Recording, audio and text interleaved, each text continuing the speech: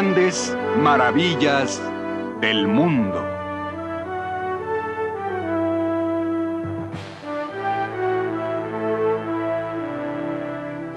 Maravillas de la creación del hombre.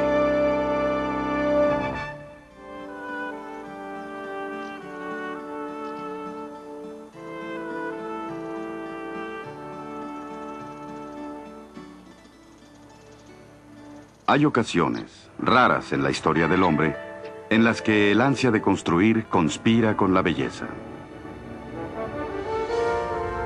Cuando la voluntad para lograr conspira con la habilidad para crear. El resultado es algo inusitado, una obra digna de asombro. Una obra que permanece, que nos deja sin aliento, que parece gritar: admiren lo que podemos lograr. Estas son las obras más duraderas de la propia creación del hombre. Testamentos duraderos de su eterna lucha. Dejar su marca en un mundo transitorio.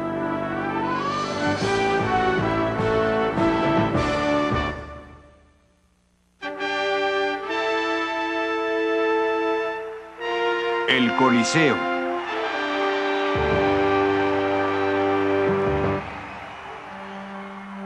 Hace cerca de 2000 años, los ciudadanos de Roma presenciaron una maravilla.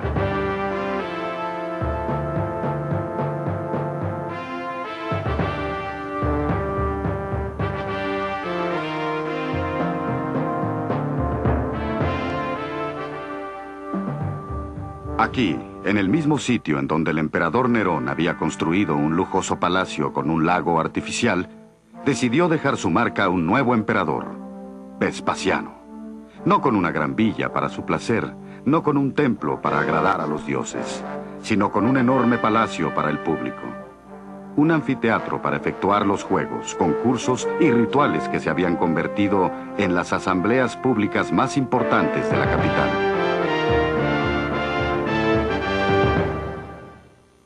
Vespasiano conocía el valor de las relaciones públicas. Cuando subió al poder en el año 69 después de Cristo, recibió una ciudad en ruinas. 4 años antes, gran parte de Roma había sido destruida por un incendio. El corrupto Nerón, entre otros, había agotado el tesoro, y el Senado romano se había dividido en bandos hostiles después de 2 años de guerra civil. Vespasiano anunció su plan. Drenaría el lago artificial de Nerón y construiría un enorme anfiteatro público, el más grande que se hubiera construido. Lo llamó el Anfiteatro Flaviano, en honor de su familia. Las generaciones posteriores lo llamaron el Coliseo, debido a sus proporciones colosales. Por su enorme tamaño y su ingeniería, fue el edificio más ambicioso que se haya construido en el mundo antiguo.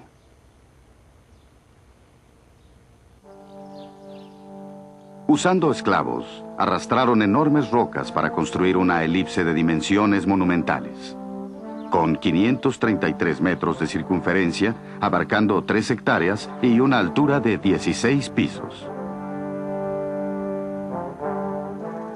Primero se construyeron las columnas y los arcos, y después se levantaron los muros de una roca volcánica más ligera llamada pómez.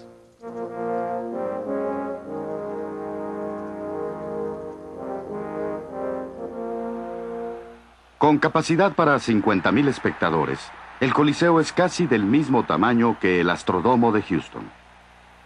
Los constructores de estadios de la actualidad aún se basan en el ingenioso sistema de entradas y pasillos que aquí se usaron.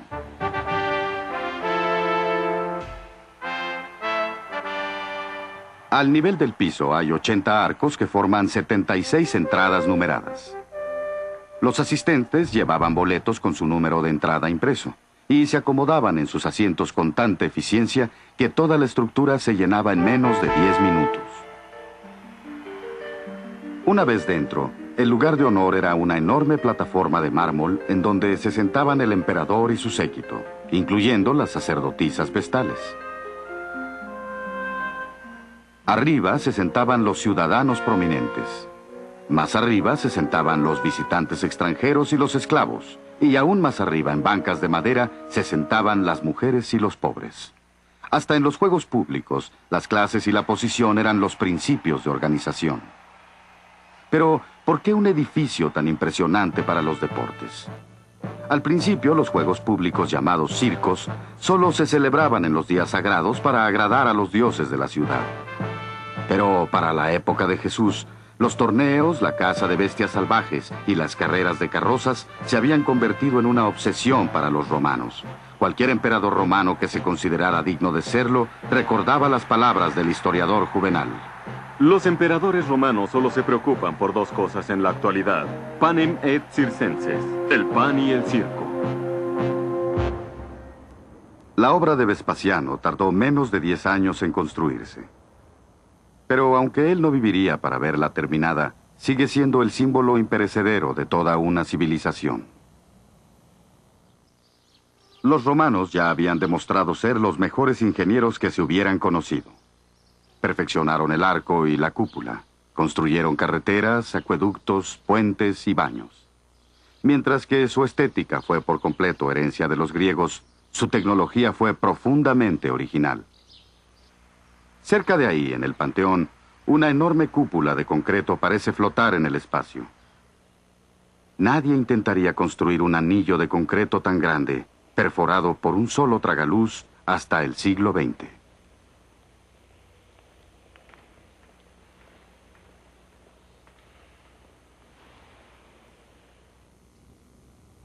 El Coliseo ha demostrado ser el legado arquitectónico más grande de Roma, aun cuando lo que adentro ocurría era tan siniestro como magnífico era el edificio.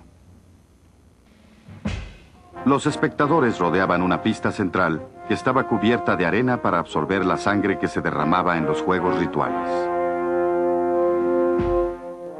El día de la inauguración, en el año 80, el emperador Tito, hijo de Vespasiano, abrió el anfiteatro con una brutal cacería de bestias salvajes. En un solo día se sacrificaron unos 5.000 animales. Los sangrientos rituales de celebración podían durar más de 3 meses. Las exóticas bestias de los confines del imperio se guardaban bajo el nivel del piso, en jaulas que aún se pueden observar en la actualidad. Los animales se llevaban a la arena en elevadores para enfrentarse a las lanzas de los cazadores. En ocasiones, la arena se inundaba, cerrando las atarjeas del drenaje. El estadio se convertía en un pequeño mar donde se efectuaban batallas navales. Pero los gladiadores eran lo mejor del Coliseo. Había esclavos, criminales y lo más bajo de la sociedad romana, incluyendo mujeres, que eran entrenados y seleccionados para luchar en público.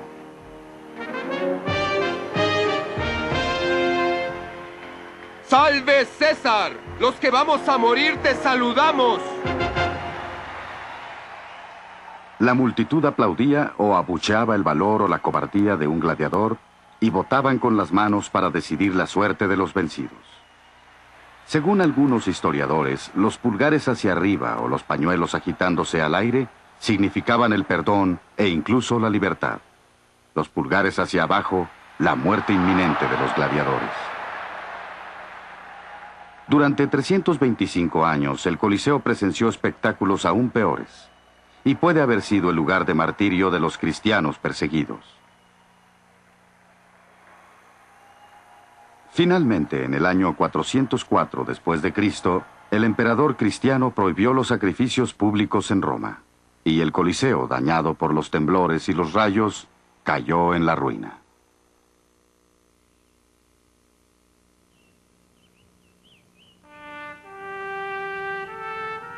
Al paso de los siglos, el Coliseo se convirtió en una cantera de mármol que fue saqueada por los césares de cada nueva era.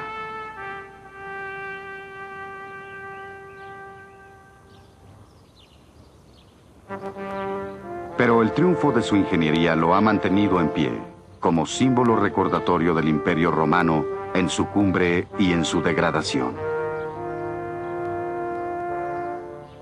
Siglos después de terminado, un monje inglés, el venerable Bede, profetizaría: Mientras el Coliseo perdure, Roma perdurará. Cuando el Coliseo caiga, Roma caerá, y cuando Roma caiga, caerá el mundo.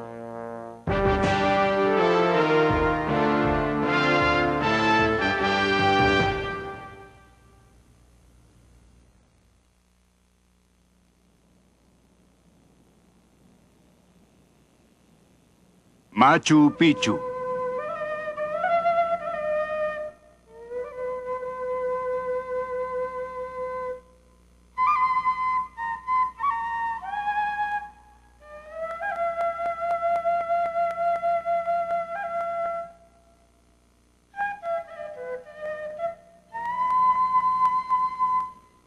En lo alto, en el ligero aire de los Andes, a 2.300 metros sobre el océano, yace un misterio envuelto en las nubes forestales desde hace siglos. Las crónicas del siglo XVI decían que en estas impenetrables montañas se ocultaba la última gran ciudad de los incas, Vilcabamba, la ciudad donde Manco Inca, el jefe de los Hijos del Sol, buscó refugio desesperado de los españoles, quienes habían diezmado su imperio en su búsqueda del oro.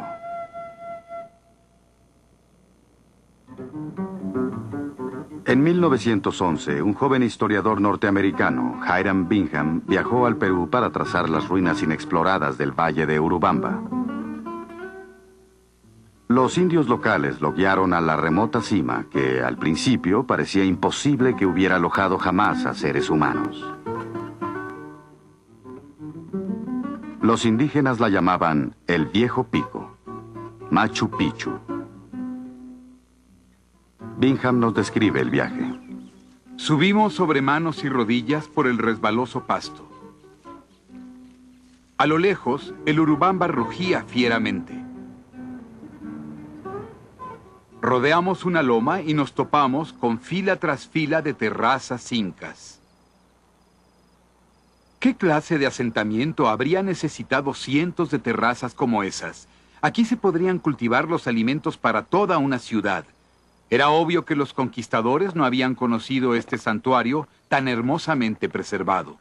Me di cuenta que las ruinas de Machu Picchu podrían ser las más importantes y más grandes que se hubieran descubierto en Sudamérica desde la llegada de los españoles. Lo que había encontrado Bingham, aunque cubierto por la selva, era extraordinario. Una meseta de 3.5 kilómetros cuadrados, con más de 200 edificios de inigualable mampostería de piedra. Entre la neblina pude apreciar que este muro, con el templo semicircular adjunto sobre la cueva, eran obras escultóricas tan finas como las mejores del mundo. Me dejó sin aliento. ¿Qué lugar podría ser este? Bingham pensó que había encontrado la ciudad perdida de Vilcabamba, el refugio de Manco Inca. Pero Machu Picchu desafía las explicaciones porque no es una ciudad, sino un inmenso centro religioso. Un lugar sagrado para los rituales de una de las más enigmáticas civilizaciones del mundo. Los incas construyeron un imperio que en su apogeo en el siglo XVI se extendía por cerca de 4.000 kilómetros, el más poderoso de Sudamérica. La capital inca, Cusco, tenía 100.000 habitantes y su riqueza era legendaria.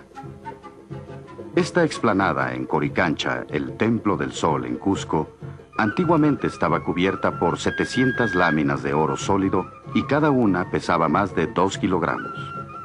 Pero al igual que muchos de los tesoros incas, fue saqueada por los conquistadores españoles. Los incas eran ingeniosos organizadores sociales. A pesar de no tener un lenguaje escrito, desarrollaron una economía muy sofisticada. Devastaban el escarpado terreno y hacían terrazas que irrigaban con canales. Cultivaban maíz y patatas. Domesticaban a las alpacas y las llamas.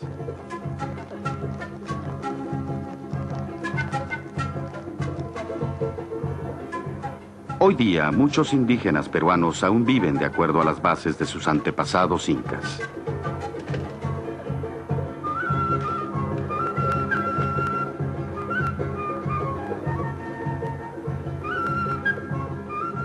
Hablan su lengua, el quechua, que alguna vez se habló en los templos de Machu Picchu.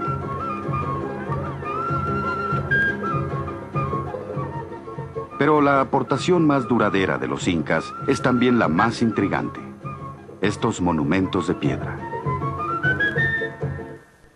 Enormes bloques de granito, tan precisamente unidos que ni siquiera un cortaplumas podría penetrar las uniones.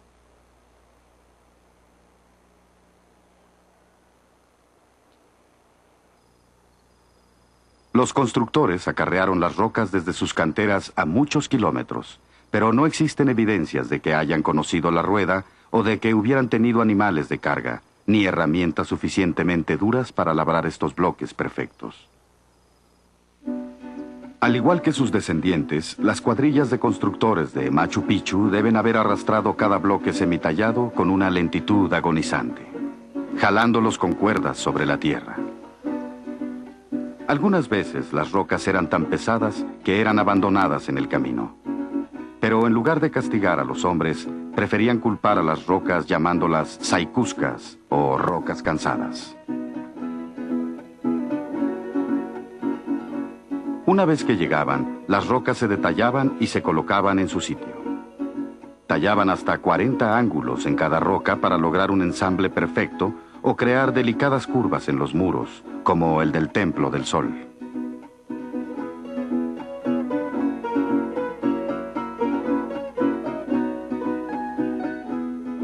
La forma trapezoidal de los edificios fue una innovación inca, que les brindaba estabilidad durante los frecuentes temblores que sacuden a los Andes.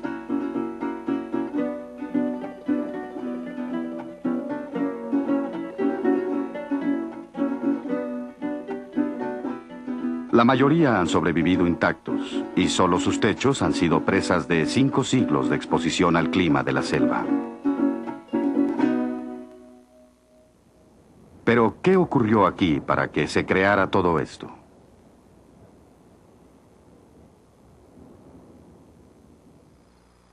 Machu Picchu parece haber sido una especie de centro para la religión inca. Una religión basada en la adoración al sol y su progreso por el firmamento.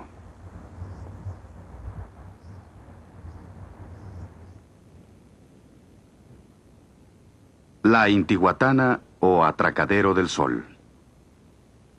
Esta floración de piedras les permitía a los incas predecir los solsticios y los equinoccios, tan críticos para la siembra y la cosecha del maíz. Durante el solsticio de junio, que marca el comienzo del invierno al sur del Ecuador, el sol se ataba simbólicamente a la tierra para asegurar su regreso en los meses venideros.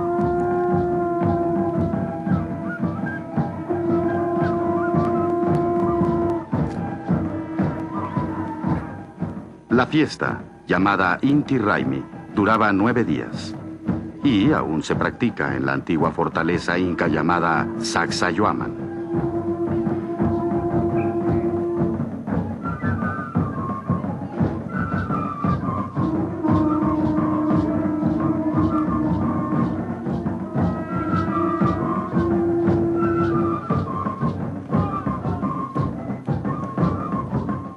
Para los incas, el sol era el padre divino del hombre, y el rey era su regente en la tierra.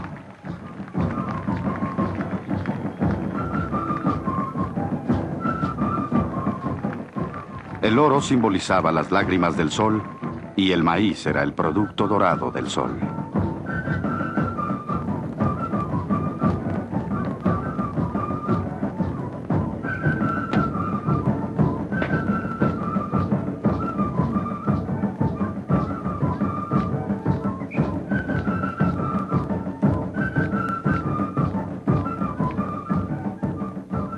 Desde esta misma fortaleza, en el año 1536, el sitiado emperador inca, Manco Inca, se fue para siempre hacia las montañas.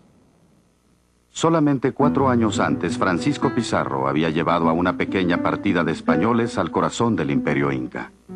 Instigados por los rumores de riquezas fabulosas y superiormente armados, fueron menos de 200 españoles los que lograron conquistar una población indígena de cientos de miles. Mataron a su emperador, Atahualpa, y saquearon la capital. Para julio de 1533, los españoles habían recolectado 24 toneladas de oro y plata.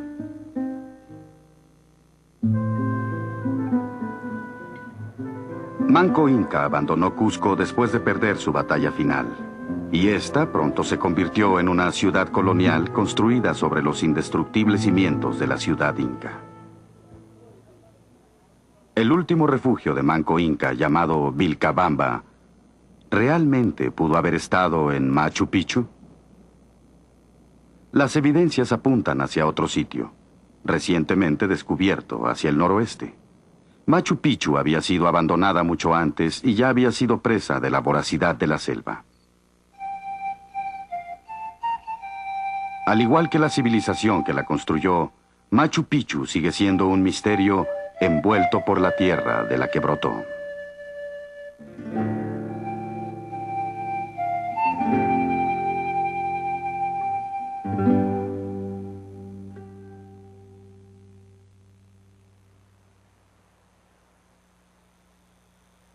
La Gran Muralla China.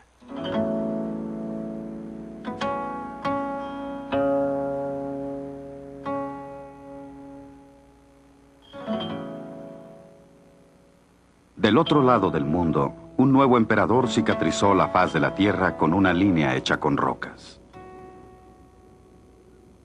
Como para decir incluso a los dioses, esta es mi tierra, entren a su propio riesgo.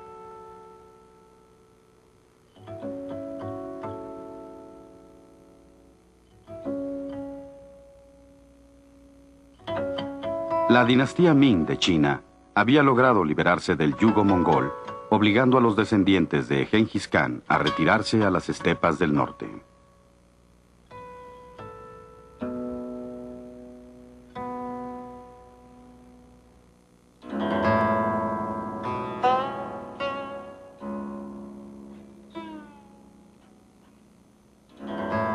China, el reino de en medio, era nuevamente gobernada por un emperador chino, quien para defender su imperio ordenó la construcción de una enorme muralla que se extendería desde el río Yalu en la bahía de Corea hasta los desiertos de Gobi.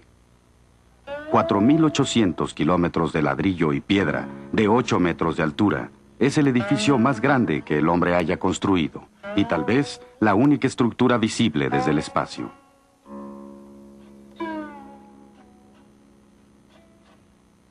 Si se extendiera a través de todos los Estados Unidos, conectaría las ciudades de Nueva York y Los Ángeles.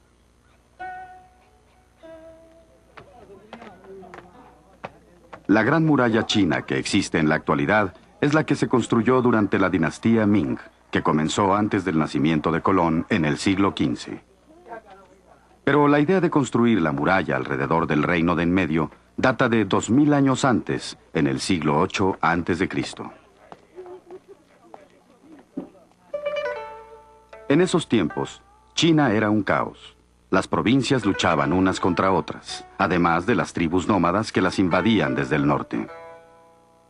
Durante cientos de años, se habían construido una sucesión de murallas de tierra que se extendían entre las montañas y los valles, en un vano intento por alejar a los vecinos hostiles. Pero en el año 221 a.C., un hombre unificó a China y se proclamó como el primer emperador, Qin Shi Huangdi. En su breve reinado de 12 años, Qin Shi Huangdi enlazó miles de antiguas murallas en un acto defensivo militar en contra de los hunos.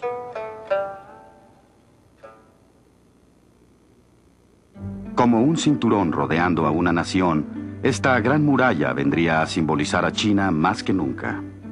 Furiosamente protectora, hostil a los extranjeros, prodigiosa en su trabajo. Un pueblo de la tierra unido.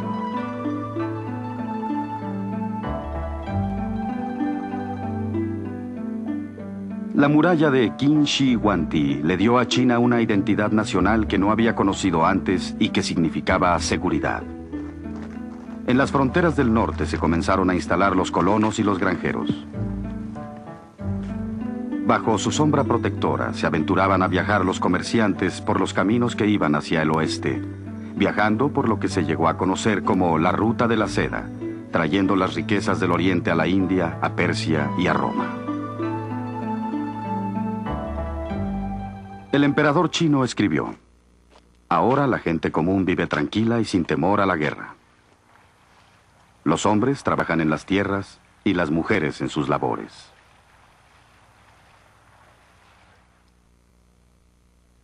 Pero esa era su versión. La muralla puede haber sido una magnífica estrategia militar, pero también resultó un acto de trabajo forzado brutal. Se obligó a trabajar en la construcción de la muralla a 800,000 soldados, trabajadores cautivos y prisioneros. Los criminales enfrentaban un castigo tremendo. Se les afeitaba la cabeza, se les ennegrecía el rostro y después de colocarles una argolla de hierro en el cuello, se les enviaba a las provincias lejanas a acarrear tierra. Un cronista escribió: las zanjas del camino se llenaban con los cuerpos de los hombres que habían sido llevados a la construcción de la Gran Muralla. Cuando ya no quedaban más hombres, enviaban a sus viudas a la construcción.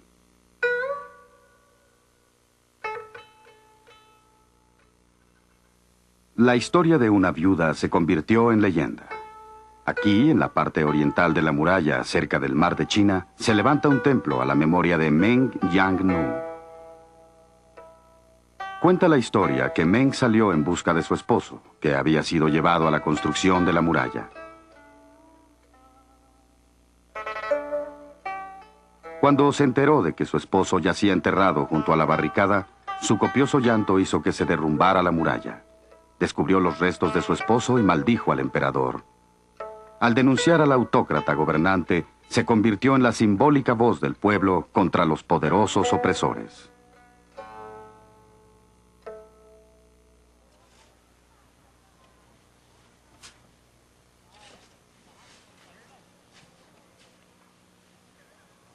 Queda ya muy poco de la muralla de tierra de Qin Shi Huangdi.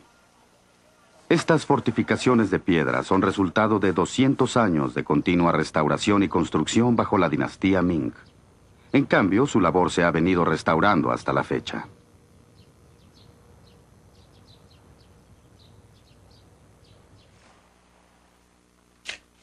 La muralla cruza la mitad de China, abrazando precipicios y guardando valles, aprovechando ingeniosamente el paisaje para obtener ventajas tácticas.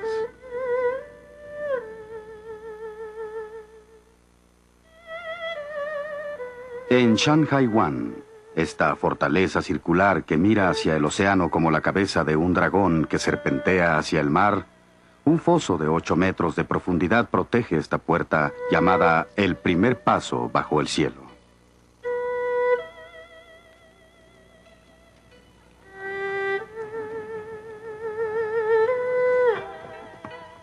A 2.250 kilómetros de distancia, la fortaleza de Haiyuan era el extremo de avanzada del imperio de cara hacia oeste, hacia el vasto desierto mongol.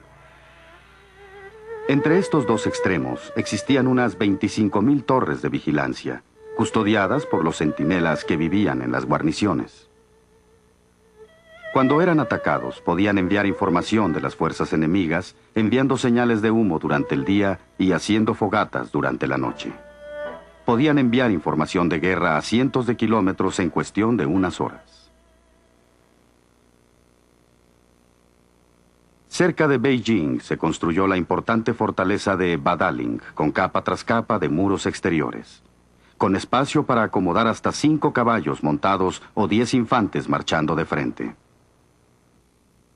Las ranuras dobles permiten que se pueda defender la muralla de cualquier lado que se ataque.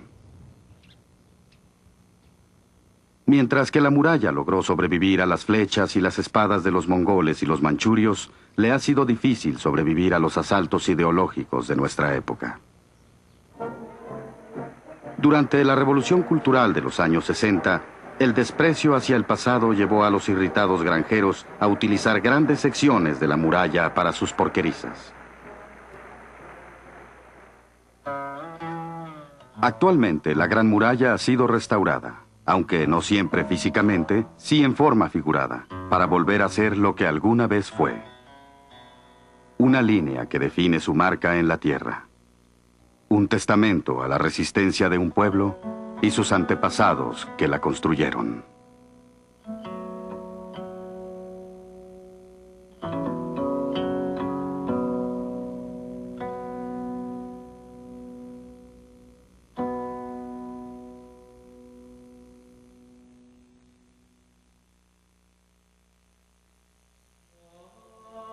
El Kremlin.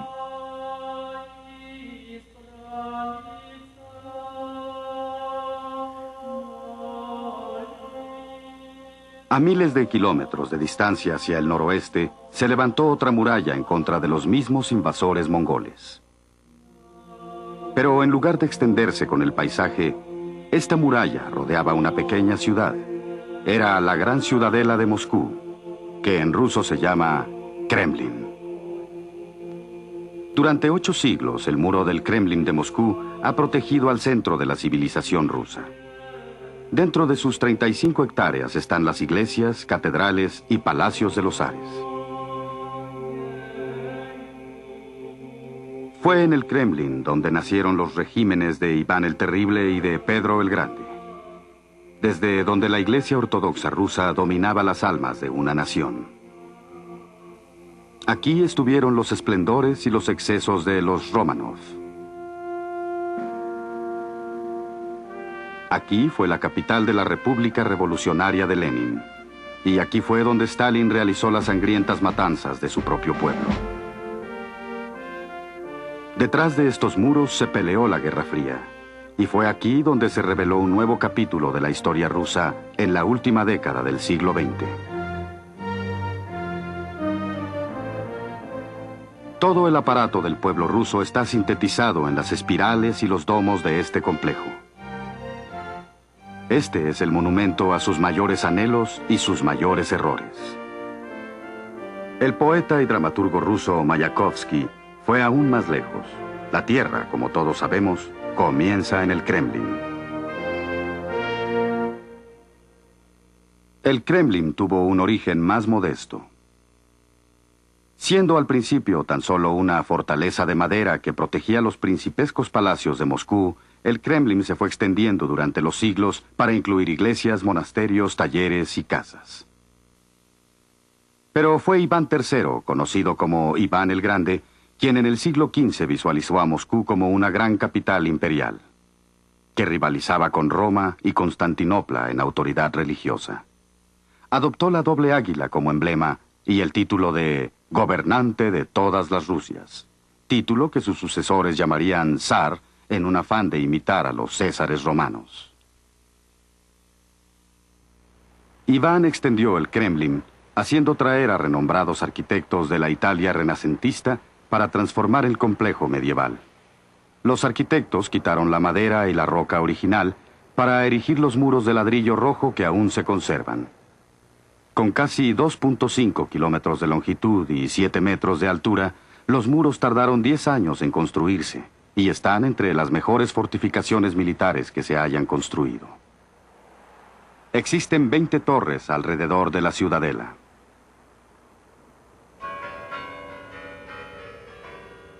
En una de las torres se encuentra la puerta de Spassky, que aún es considerada como la entrada de honor del Kremlin. Dice la historia que cuando Napoleón entró triunfante por la puerta de Spassky, su sombrero de 3 picos voló por el aire, presagiando la sangrienta derrota que sufrirían sus soldados en su retirada desde Moscú. Menos de la mitad de sus 600.000 hombres sobrevivieron a la retirada invernal. Cientos de sus cañones abandonados en la nieve yacen ahora desafiantes junto a los muros del edificio conocido como el Arsenal. Los muros y las torres del Kremlin conforman su esqueleto, pero su alma se encuentra en la plaza de la catedral.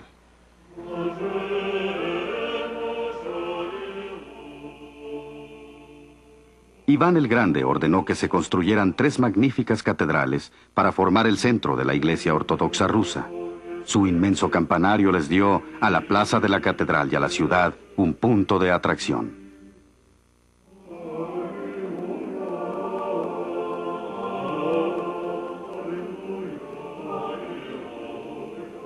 La Catedral de la Asunción, diseñada por Fioravanti de Bologna, se asienta sobre sus sencillas formas monumentales bajo 5 cúpulas doradas. Aquí eran coronados los zares de Moscú. Dentro montan guardia algunos de los iconos más sagrados de Rusia.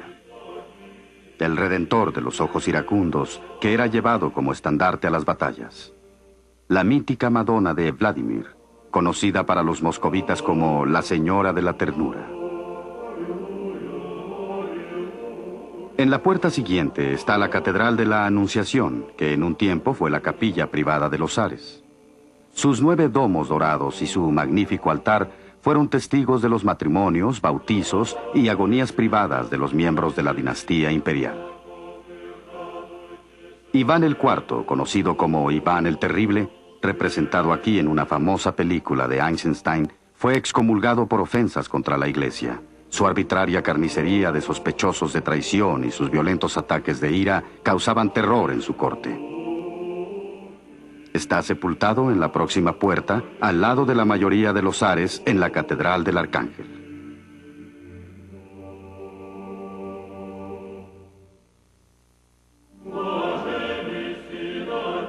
Su sarcófago yace junto al de su hijo, al que Iván mató con sus propias manos. Pero el legado de Iván el Terrible no fue malo en su totalidad. Ordenó la construcción de la Catedral de San Basilio, justo afuera del Kremlin, con 9 domos fantásticos, todos diferentes, que se elevan sobre la Plaza Roja.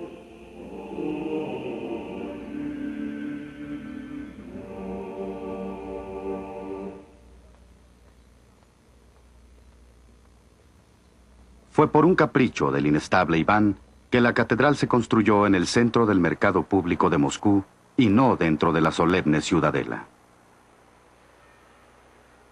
El Kremlin fue testigo de los excesos de los zares y la increíble riqueza de sus palacios. Mientras que afuera de los muros los obreros y los campesinos rusos padecían amargas carencias, la corte de los zares disfrutaba de lo mejor de las capitales imperiales de Europa. Un visitante que observó por primera vez el Kremlin apuntó: horizontal y verticalmente había torres y domos, espirales, conos, cebollas y almenas que llenaban el paisaje. Parecía una versión de Dante en un cielo ruso.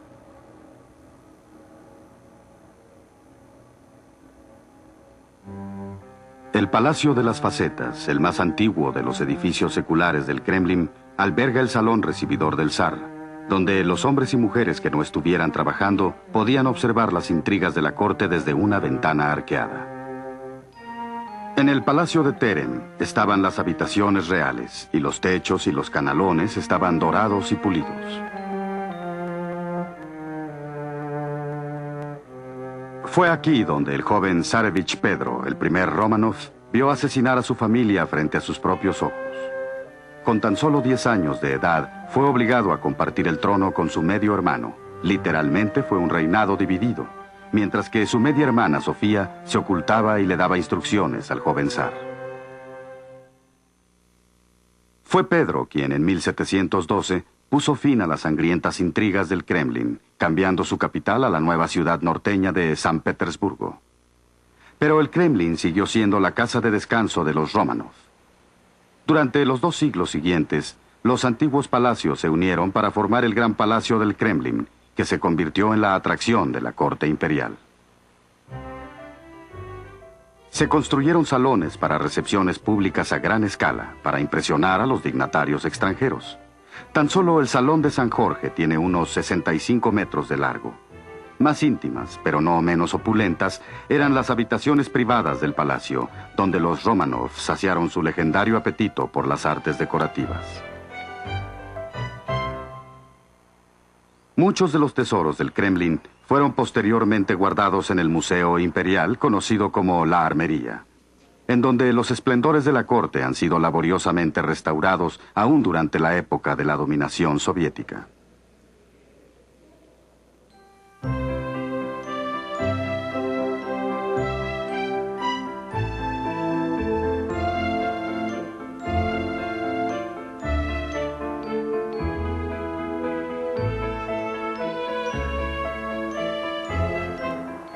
Pero la extravagancia de la vida en el Kremlin no podía sobrevivir al profundo descontento de una clase baja oprimida.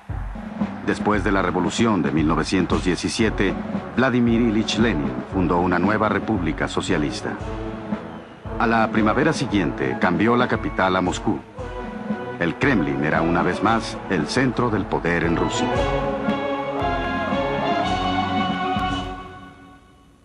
Este movimiento, realizado en un periodo de profundo crecimiento de los edificios del Parlamento y las salas del Congreso del Kremlin soviético, marcó un contraste entre el severo estilo realista y el de sus adornados vecinos. Aquí también estuvieron las espartanas habitaciones de Lenin, que prefería comer en platos rotos que en la vajilla imperial. Bajo los soviéticos, el Kremlin se transformó en otra clase de monumento. No a las riquezas de la corte, sino al poder del Estado comunista.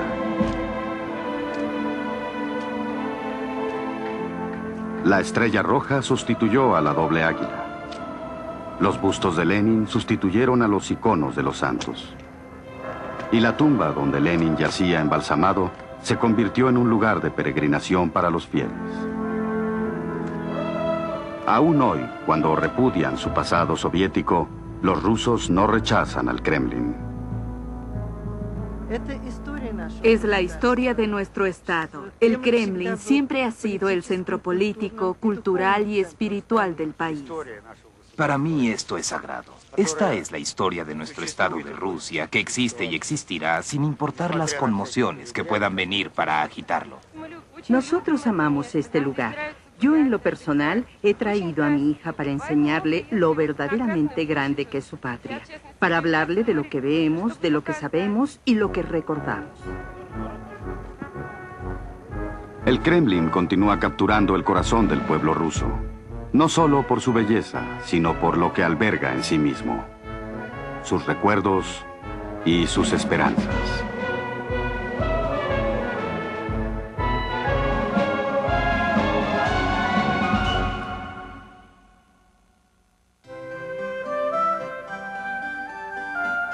Versalles.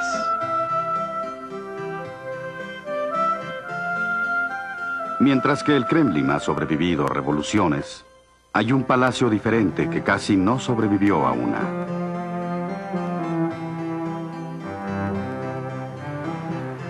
Un palacio tan majestuoso, tan lujoso, tan excesivamente aristocrático que representa una doble herencia, como capital del arte europeo y como verdadero símbolo de la arrogancia real.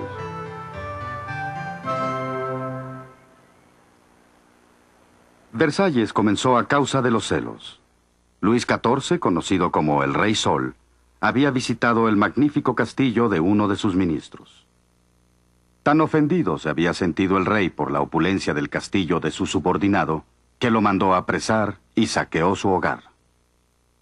El botín pronto habría de hallar un nuevo sitio, en un nuevo palacio que Luis se había mandado construir.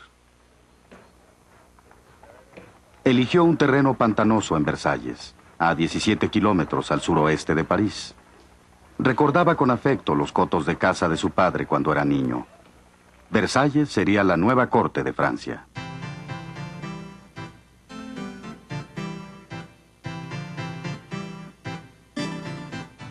Fueron traídos más de 22,000 trabajadores para transformar las 125 hectáreas de pantano en el palacio y los jardines más hermosos del mundo.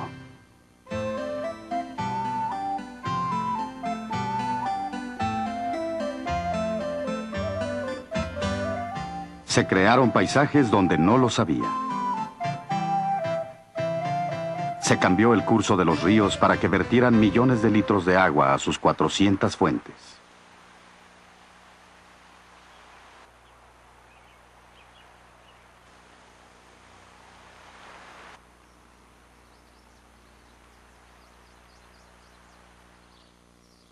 Cuando el nauseabundo olor de las letrinas de Versalles se volvió intolerable, Luis hizo plantar 3,000 árboles aromáticos estratégicamente alineados y algunos de ellos aún sobreviven en l'Orangerie. Versalles representa el pináculo de la sensibilidad barroca. Aquí la naturaleza fue domesticada y a veces torturada hasta la sumisión. toda rama y toda hoja en Versalles, todas las plantas estaban sujetas a revisión. Los árboles se plantaban ligeramente separados de los caminos para que no arrojaran su sombra sobre las magníficas estatuas que adornaban los jardines.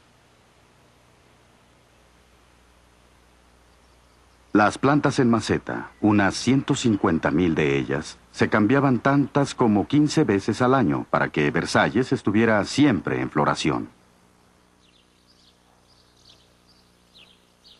Los edificios de Versalles también imponen un orden racional, en una escala de incomprensible exuberancia.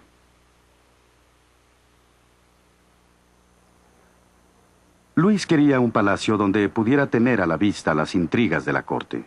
Así que Versalles se construyó para albergar unos 3,000 nobles, cortesanos, damas de compañía y otros asistentes. 700 de sus habitaciones están adornadas con mármol, brocados, terciopelo y oro.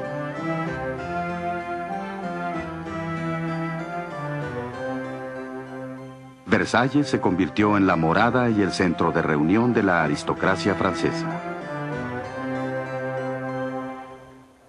Ya que a Luis le agradaba vivir públicamente, mantenía abierto el palacio para aquellos que llegaban a curiosear.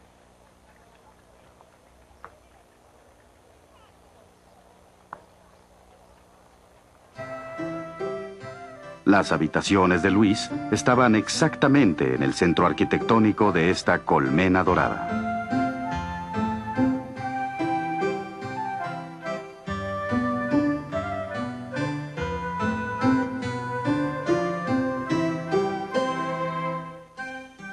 Aquí el día no comenzaba con la salida del sol, sino con el despertar del rey, un ritual llamado lever du roi.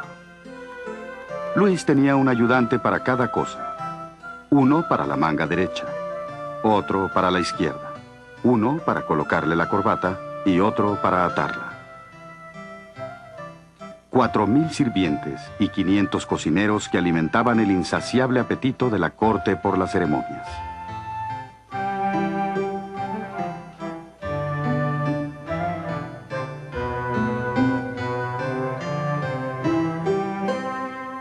Los días en la corte transcurrían entre recepciones, reuniones, comidas, actuaciones teatrales, juegos, invitaciones y elegantes bailes.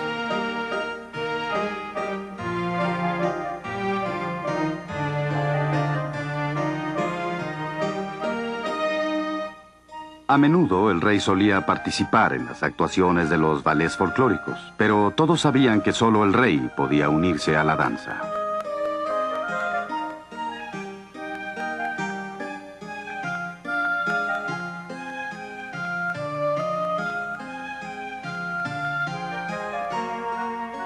La Galería de los Espejos era uno de las docenas de salones de recepción. Los 400 espejos del salón están orientados para hacer que el salón parezca encenderse al atardecer.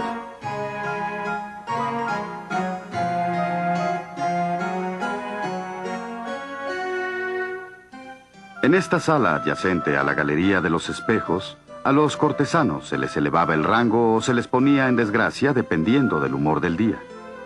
La menor afectación del rey, ya fuera en el vestido, la mesa, la danza o el arte, se convertían rápidamente en la moda, no solo en Francia, sino en todas las cortes de Europa.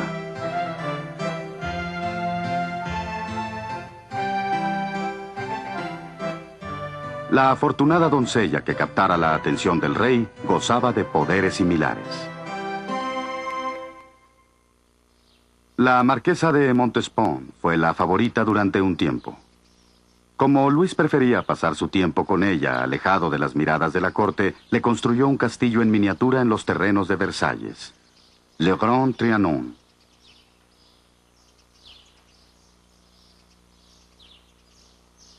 En 1715, Luis fue sucedido por su bisnieto, Luis XV, quien a su vez expandió Versalles bajo la influencia de otra notable mujer, Madame de Pompadour, su amante durante 20 años. Ella también quería un escondite lejos de la corte, y así se construyó Le Petit Trianon, Pero ella no vivió para verlo terminado y este se convirtió en el escondite del rey y su nueva favorita, la condesa du Barry. Fue otra mujer de Versalles la que vendría a resumir los excesos de la corte francesa. Marie Antoinette. La austriaca Marie llegó a vivir a esta alcoba de Versalles debido a un matrimonio político y poco popular con Luis XVI. Nunca logró ganarse el favor del pueblo francés, aunque hizo lo que pudo para impresionar a la corte. Marie tenía preferencia por la vida campestre, o al menos su versión real de ella. Para satisfacer sus gustos campiranos, se construyó una encantadora villa con su propio molino y sus graneros aparentemente antiguos, incluyendo muros agrietados. En este escenario idílico, el 5 de octubre de 1789, Marie recibió las alarmantes noticias. La Revolución Francesa había llegado a Versalles. Los furiosos parisinos estaban atacando el palacio. La familia real salió a la mañana siguiente y no volvería jamás. Versalles, que tan solo 6 años antes había presenciado la firma del tratado que le dio su independencia a América, ahora se convertía en un símbolo de tiranía en su propia tierra.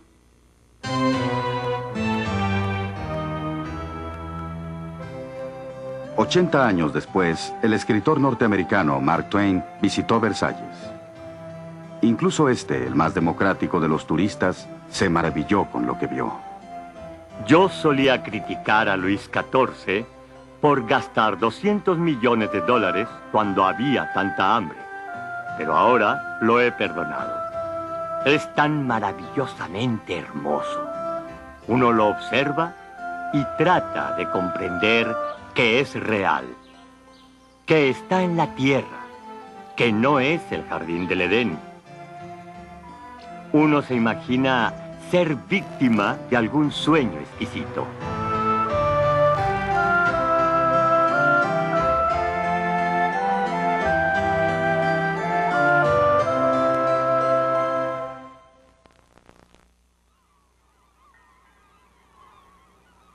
La Estatua de la Libertad.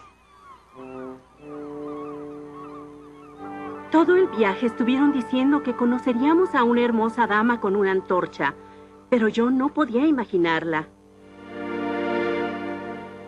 Cuando la vi le dije, madre, ven aquí, ven aquí.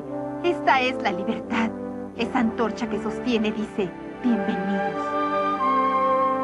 Finalmente llegamos a la tierra prometida, a la Estatua de la Libertad.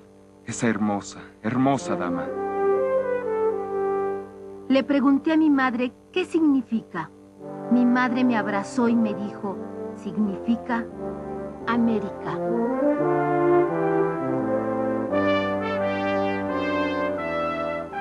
Se levanta de entre la bahía de Nueva York. Un coloso moderno de metal. El más grande que se haya forjado. Hasta la fecha es el símbolo más duradero de la esperanza de los Estados Unidos en ellos mismos. Al igual que los millones de norteamericanos que han pasado junto a ella, la historia de la Estatua de la Libertad comenzó del otro lado del mar, en una tierra oprimida.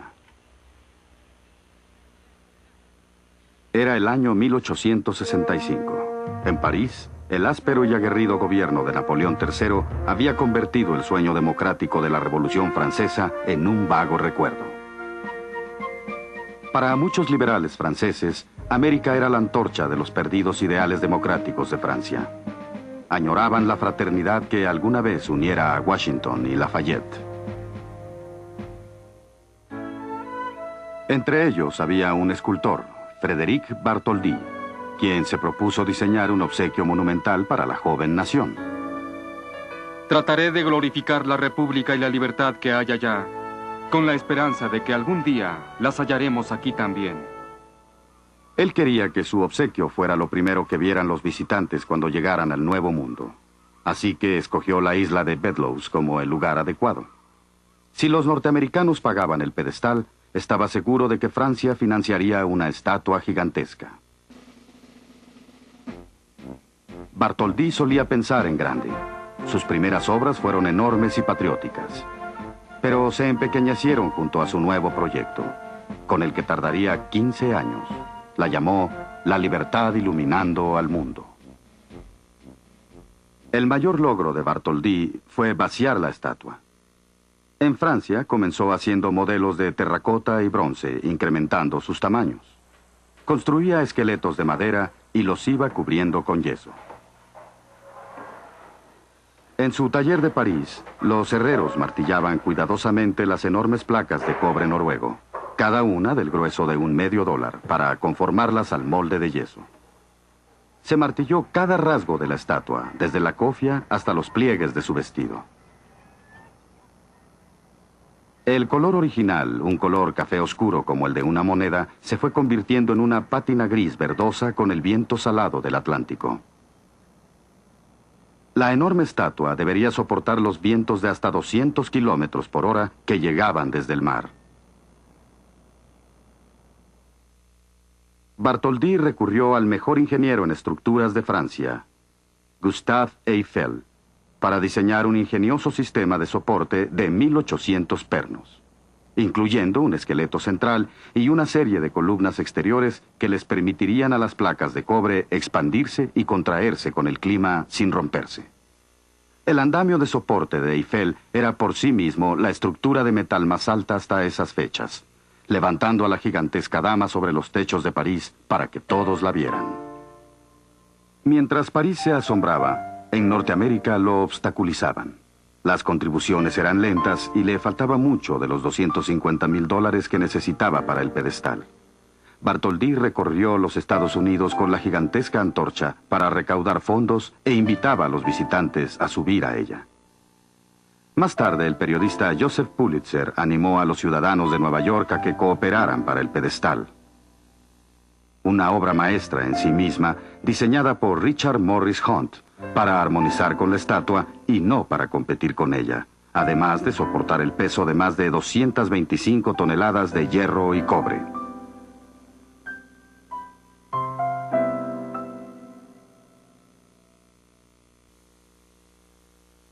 Para 1885, Francia había contribuido con más de $400,000 para el proyecto, y Bartholdi había trabajado durante 14 años. La estatua, ya terminada, fue desensamblada y enviada a su nuevo hogar, empacada en más de 200 cajas, 39 de ellas solo para los pernos. Cuando la estatua fue reensamblada un año después en Nueva York, los norteamericanos vieron por primera vez lo que llegaría a ser un símbolo de esperanza para las olas de recién llegados en las décadas venideras.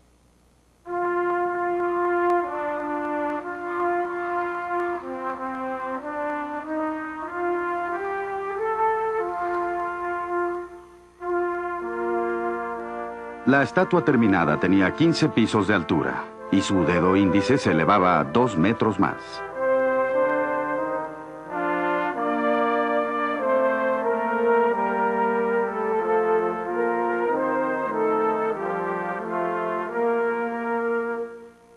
El simbolismo de la libertad es claro. Lleva una tabla con la fecha del 4 de julio de 1776. A sus pies, las destrozadas cadenas de la esclavitud.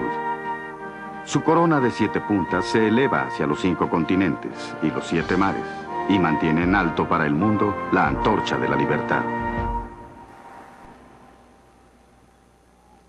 Bartholdi quería que estuviera iluminada desde adentro, y en el siglo XX se le instaló una tenue luz eléctrica que se filtraba por unos orificios practicados en la antorcha.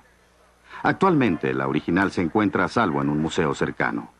En remodelaciones recientes, le añadieron una nueva antorcha con una hoja de oro de 24 quilates para realzar la ilusión de la iluminación. Aquellos que pasaron bajo la sombra de la antorcha llegaron buscando una vida mejor, huyendo de algún ejército para reunirse con sus familiares o escapar de sus perseguidores. Llegaron escuchando rumores de que había oro en las calles. Llegaron vistiendo harapos. Irónicamente, sus primeras horas en la Tierra de la Libertad las pasaban confinados en la isla de Ellis. Los inmigrantes la llamaron la Isla de las Lágrimas. Aquí, a la sombra de la Estatua de la Libertad, llegaron cerca de 16 millones de personas esperanzadas hasta el Gran Salón para esperar su destino. Algunas de ellas, que se consideraron enfermas o deficientes mentales, fueron rechazadas en el umbral de Norteamérica y devueltas a los barcos en los que habían llegado.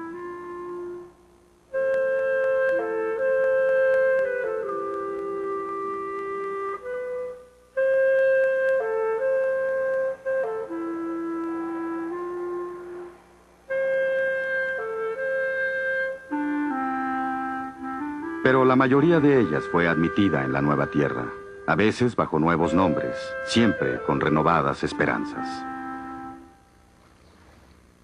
Mientras cruzaban hacia la metrópoli de Nueva York, dejaban atrás al coloso de la antorcha.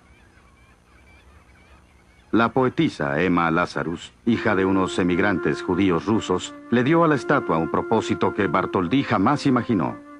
Sus palabras están grabadas en los escalones de la libertad. Denme a sus cansados, a sus pobres, a sus esperanzadas masas que anhelan respirar la libertad, la desgraciada negación de sus fecundas costas. Mándenme a esos, a los proscritos que se han perdido en la tempestad. Elevo mi luz ante la puerta de oro.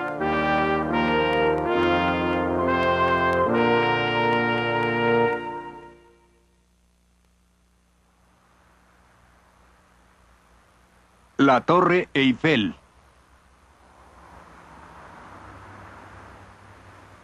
Mientras los norteamericanos alababan su maravilla recién importada, en París se construía otra que los franceses conservarían para ellos. Se le había dado la comisión de su vida al mismo ingeniero que había construido el soporte de la Estatua de la Libertad. Gustave Eiffel, constructor de puentes e ingeniero en estructuras, debería crear un monumento para el centenario de la Revolución Francesa. Eiffel conocía bien su historia y su metalúrgica. El hierro forjado le permitiría construir una estructura monumental con un impacto digno de la Revolución. Diseñó una torre con una altura impresionante, casi 300 metros de celosías de hierro. Durante 40 años sería la estructura más alta del mundo.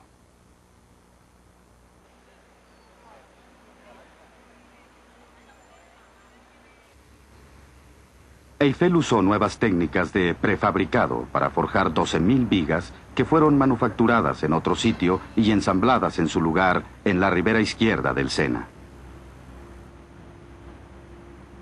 2,5 millones de remaches mantienen unida la estructura de hierro y permiten que los vientos pasen libremente. Más peligrosos fueron los ataques de los críticos, que prácticamente terminaron con el proyecto. Un prominente grupo de artistas e intelectuales, incluyendo al escritor Guy de Maupassant y al compositor Charles Gounod, firmaron una carta pública quejándose de la monstruosidad que se elevaba sobre su amada París. Esa inútil y monstruosa torre de Eiffel es la gigantesca chimenea de una fábrica que ofende con su tamaño a Notre Dame, al Louvre, al Arco del Triunfo. Todos nuestros monumentos humillados ante esa mancha negra. Eiffel, sin inmutarse, continuó. La torre quedó terminada a tiempo, en tan solo 600 días hábiles, e inaugurada el 31 de marzo de 1889. Ese año visitaron la torre más de 2 millones de curiosos parisinos que escribieron sus nombres en las vigas y compraron recuerdos. Almorzaban en el restaurante de la plataforma y subían por los ingeniosos ascensores que corrían sobre sus rieles curvados, revelando lo que no se había visto nunca antes. Uno de los visitantes fue Edmond de Goncourt. Al subir por el ascensor, tuve en el estómago la sensación de ir en un barco, pero sin el mareo. Allá arriba se da uno cuenta de que es imposible imaginar desde el piso la grandeza, la extensión y la babilónica inmensidad de París.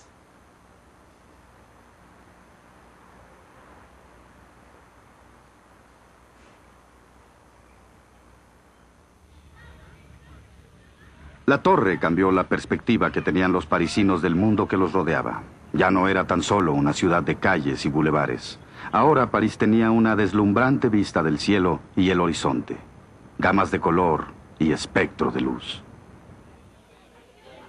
Los artistas de París interpretaron la vista bajo nuevas perspectivas. Los pintores de la ciudad, que ya estaban revolucionando el mundo artístico, tenían ahora un nuevo rasgo, digno de sus perspectivas modernas. En cierta forma, Eiffel forjó con el hierro lo que los artistas creaban con sus óleos.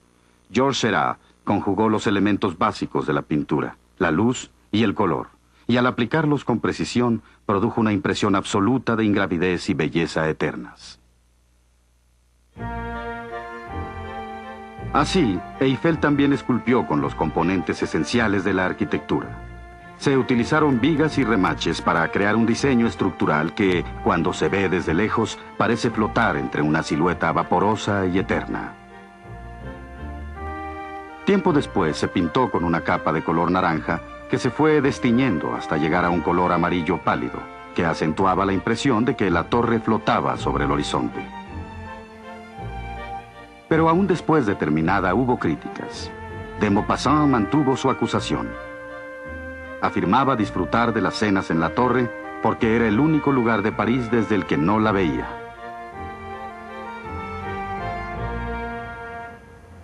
Llegó a programarse la demolición de la torre en 1909 y solamente se salvó gracias a su recién descubierta función de radiotransmisora. Y cuando su altura ayudó a interceptar las transmisiones alemanas durante la Primera Guerra Mundial, quedó garantizada su permanencia.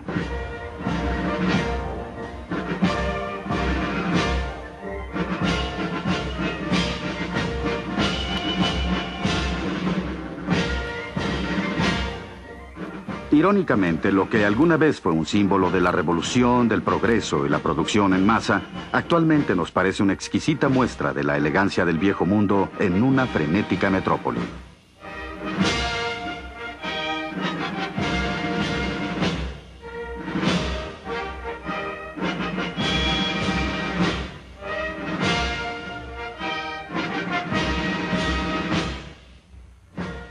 En su época, la torre fue un logro valeroso.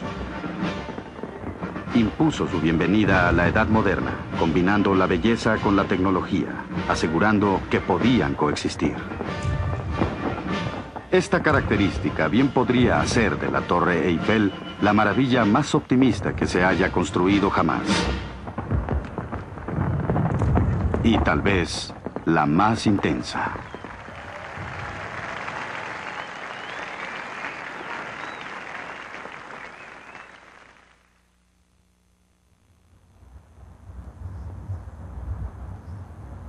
Monte Rushmore. En el corazón de Norteamérica se realizó otro de los atrevidos sueños del hombre sobre una montaña de granito.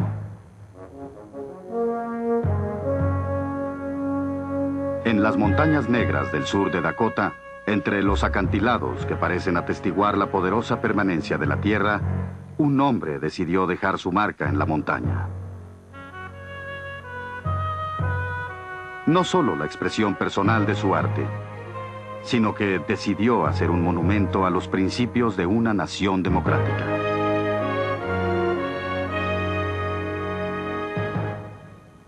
El Monte Rushmore comenzó como el sueño provincial de un historiador poco conocido del sur de Dakota llamado Dwayne Robinson.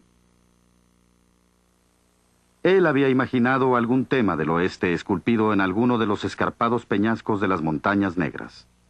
Pero el artista que contrató tenía una idea muy diferente.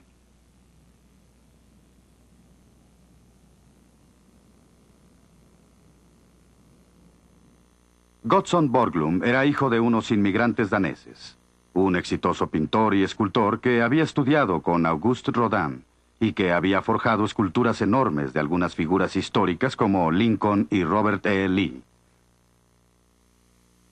En este enorme lienzo, Borglum visualizó más que un mero tributo al salvaje oeste.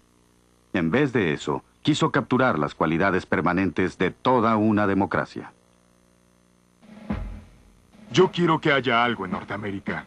Unos cuantos metros de roca que atestiguen la grandeza de nuestros logros como nación.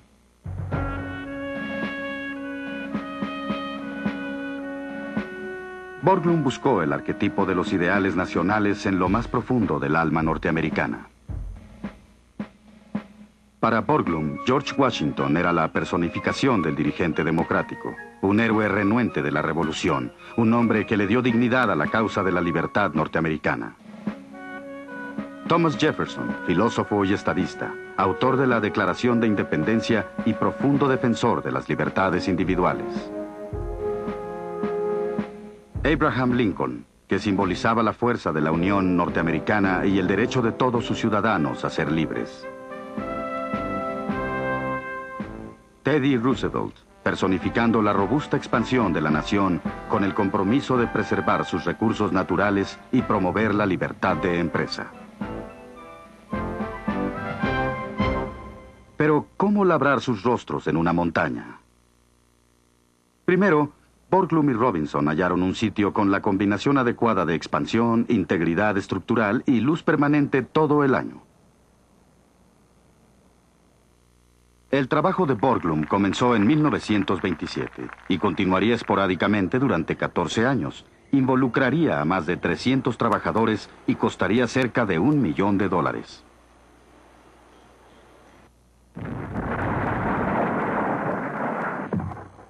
Se dinamitaron más de 450,000 toneladas de granito para modelar los rostros de 20 metros de altura. La montaña resultó ser un material muy difícil. La inestabilidad de las rocas obligó a Borglum a dinamitar su primer bosquejo, que representaba a Washington y Jefferson en lugares opuestos. Sin desanimarse, Borglum comenzó a trabajar en otro Jefferson, evadiendo las peligrosas fisuras al inclinar su cabeza un poco más alto que las otras. Más que de ingeniería, las aspiraciones de Borglum en el monte Rushmore eran las de crear una obra de arte a gran escala. Borglum esculpió la emoción en la roca. Aquí, un golpe en el granito, en una pupila, hace que aparezca la luz en la mirada de un ojo. Borglum planeaba esculpir todas las figuras hasta la cintura, pero murió en 1941 antes de terminarlas. Su hijo, adecuadamente llamado Lincoln, terminó las cabezas, pero el estallido de la Segunda Guerra Mundial terminó con todas las celebraciones. Finalmente, 50 años después de terminado, el monte Rushmore fue oficialmente inaugurado en julio de 1991, sellando así un monumento que ha venido a simbolizar los enormes esfuerzos del espíritu humano. Godson Borglum. Pensamos que un monumento de la nación debe tener, al igual que Washington, Jefferson, Lincoln y Roosevelt, serenidad, nobleza y poder esculpido en lo alto, tan cerca del cielo como nos sea posible, para mostrarle a la posteridad la clase de hombres que fueron. Roguemos para que estos testimonios perduren hasta que el viento y la lluvia los borren.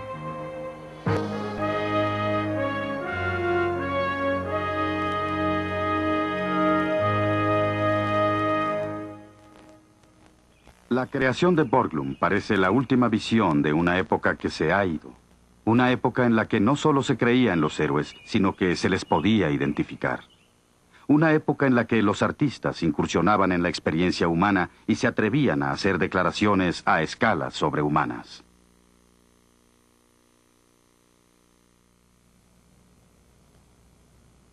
Pero existe otra gran maravilla del mundo en desarrollo, aún en esta nuestra propia e impaciente época, y se está elaborando a solo 27 kilómetros de la obra maestra de Borglum en el monte Rushmore.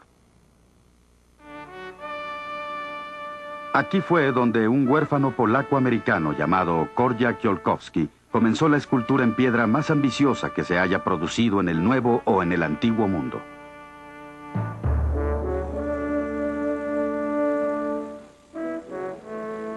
Un monumento de 60 pisos de altura al gran guerrero indio Sioux, Caballo Loco.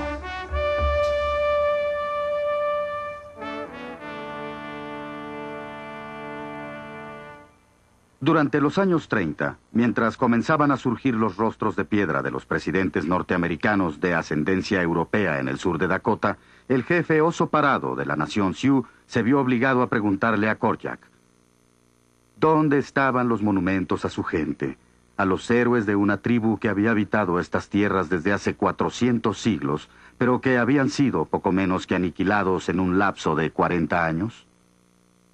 La respuesta de Korjak fue el dedicar el resto de su vida a esculpir el coloso de la actualidad, Caballo Loco. La escala es casi incomprensible. Las 4 cabezas del monte Rushmore podrían caber en la cabeza de Caballo Loco. Korjak vio en este legendario guerrero la heroica dignidad de un pueblo derrotado. Se dedicó a su tarea con una perseverancia digna de su otro héroe y mentor, Godson Borglum. Excéntrico y visionario, Korjak invirtió miles de sus propios dólares en los derechos de propiedad de esta montaña, y en 1947, con menos de $200 en el bolsillo, comenzó su hercúlea tarea. Soy un narrador de historias en piedra. Eso es todo lo que soy. Quiero decirle al mundo que alguna vez hubo aquí un pueblo asombroso. Yo no pretendía hacerla tan grande. Yo pensaba hacer algo de unos 30 metros de altura. Una estatua de ese tamaño sería algo digno de verse. Así que me dije, esculpiré toda la montaña. Después de 4 décadas, se han dinamitado casi 8 millones de toneladas de piedra de la montaña. Korjak sabía que no viviría para ver terminada su obra. Cuando murió en 1982, dejó los planos completos para la terminación del monumento que actualmente llevan a cabo su viuda Ruth y casi todos sus 10 hijos. Creo que él nos enseñó que no hay límites para hacer lo que uno se proponga. Si se cree en algo con mucha fe, se trabaja lo suficiente y se está dispuesto a pagar el precio, se puede hacer lo que uno quiera. Se puede ser cualquier cosa que quiera en el mundo. Korjak resumió su propia filosofía citando un viejo refrán que alguna vez escuchó. Cuando las leyendas mueren, los sueños mueren. Cuando los sueños mueren, se termina la grandeza. Caballo Loco espera al próximo soñador. Bajo su sombra se podría escuchar la historia de todas las creaciones humanas, tan eternas como el viento de las montañas. Un susurro de los héroes antiguos. La musa de los antiguos constructores. Es un llamado a la visión y al mayor esfuerzo. Un llamado para que se dejen marcas y se creen nuevas maravillas.